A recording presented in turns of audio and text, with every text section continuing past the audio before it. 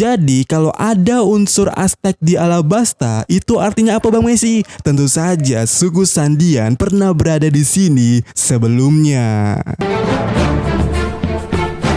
Yosa, kembali lagi di Kakoi Anime. Dan ya, kali ini kita akan membahas soal kenapa sih kerajaan Alabasta yang memiliki pohon eklips soal Pluton kemudian memiliki simbol matahari, di mana tentu saja itu akan sangat berkaitan dengan Joy Boy seperti Ryugu Kingdom yang juga memiliki bentuk matahari pada pintu kerajaannya. Dan ya, kenapa kerajaan Alabasta turut ikut campur dalam 20 aliansi kerajaan untuk menggulingkan The Great Kingdom atau kerajaan kuno. Apakah sebenarnya Alabasta ini jahat?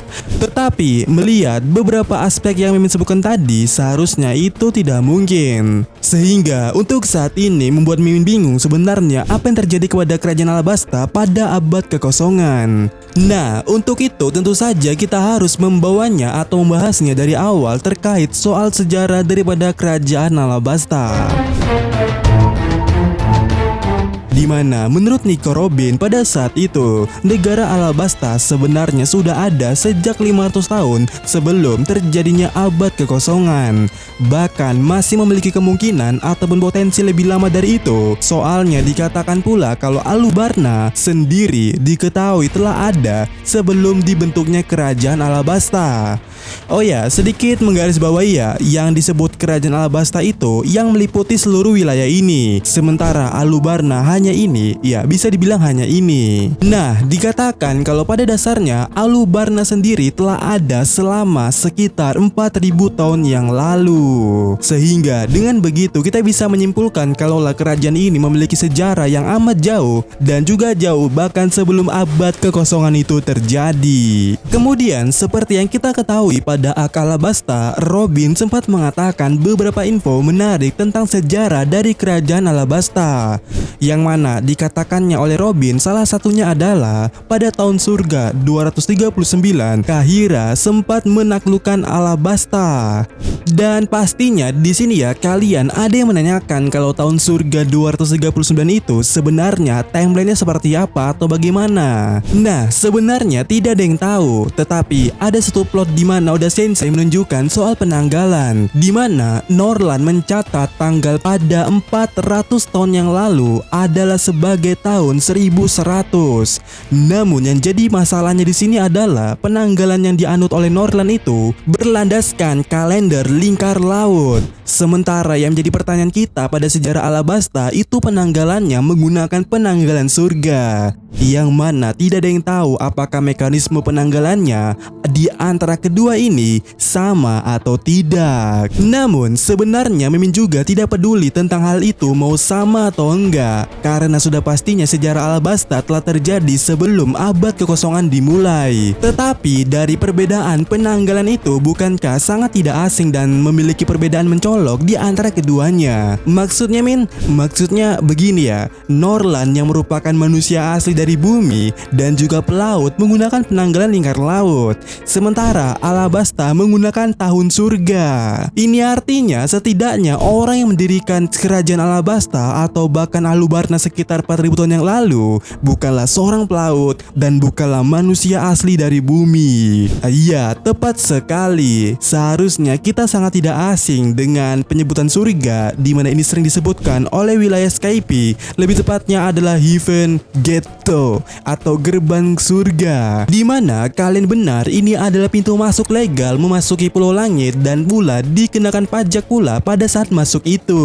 Dan apa menariknya di sini? Tentu saja yang menariknya adalah terletak pada bentuknya. Terlihat bentuk daripada gerbang ini seperti matahari dan di tengahnya ada lingkarannya, di mana tentu saja sebenarnya ini tidak masuk akal. Namanya pintu surga tetapi gerbangnya berbentuk seperti matahari. Tapi bagaimana jika orang suku kuno ini menganggap kalau surga itu adalah matahari? Sehingga akan masuk akal juga kalau Alabasta memakai matahari sebagai simbol kerajaan mereka, dan kerajaannya juga dulu menganut sistem penanggalan surga. Sebab pada dasarnya kedua hal itu adalah hal yang sama kalau surga adalah matahari. Dan dengan begitu bisa dikatakan penanggalan surga yang dianut oleh Alabasta ini pada saat itu sebenarnya adalah penanggalan matahari. Dan jika kita berbicara soal penanggalan matahari, maka tentu saja kita sedang berbicara soal suku kuno.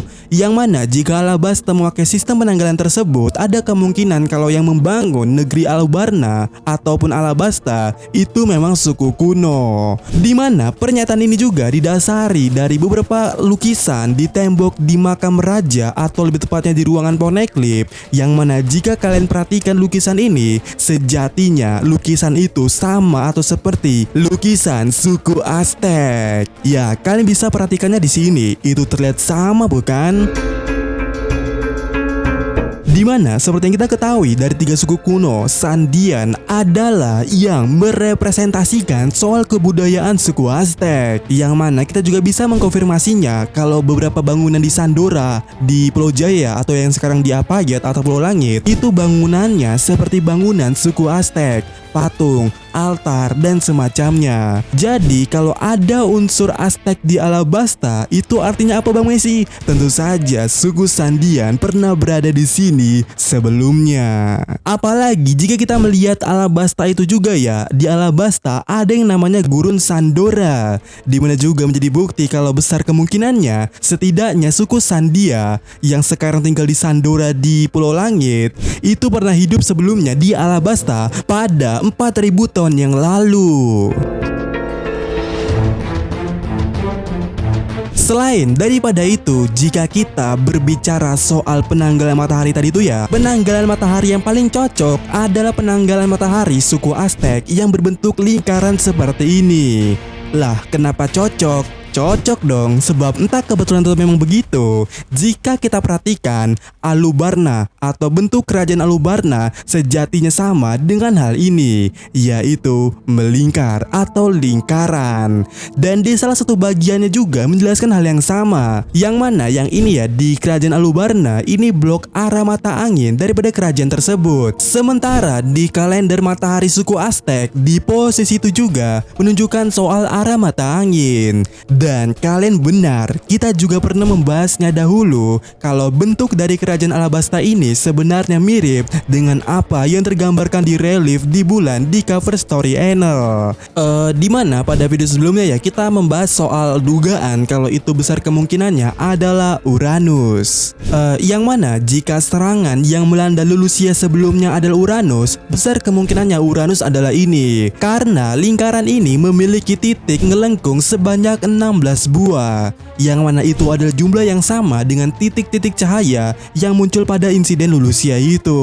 Tetapi kita tidak akan fokus ke sana ya. Kita fokus pada bagian berikutnya di cover ini, di mana kita bisa menemukan gambar lingkaran lainnya dan itu sangat-sangat mirip dan sangat-sangat persis dengan bentuk penanggalan matahari suku Aztec, di mana kalian bisa melihatnya di sini.